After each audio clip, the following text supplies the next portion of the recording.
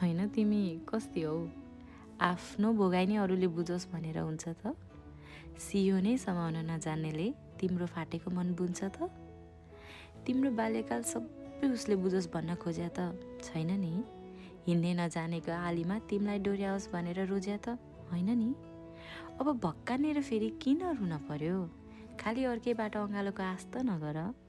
होइन यत्रो पहाड एक्लै चढेर आयो, अब 2 दिनको जुनीमा उसकै भर त नपर। आश किन धेरै राख्छौ? उसले आँसु पुछ्न आउँदा फेरि आफै बर भाग्छौ। तिमीलाई नै तिम्रो भोगाइ मन पर्दैन भने उसले तिम्रो भोगाइ बुझ्योस् भन्ने सोचाइ किन राख्छौ? सुन, तिमी लामो सास फेर्नु, बिहान उठेर ऐनामा आफैलाई हेर्नु, सोध्नु यो संसारसँग आफ्नै खुसीको लागि पनि मैले लडाइँ किन लड्नु? अनि जवाफ पाइनु भने आफ्नै आमाको जीवनी पढ्नु।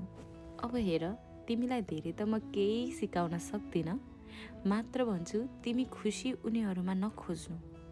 आउँछन् अझै दुःखका पहाड, आँसुका पोखरी, अनि त्यो पोखरीबाट निकाल्छु भन्नेहरू, तर त्यो सबैको भिडमा पनि तिमी सदैव आफैलाई रोज्नु।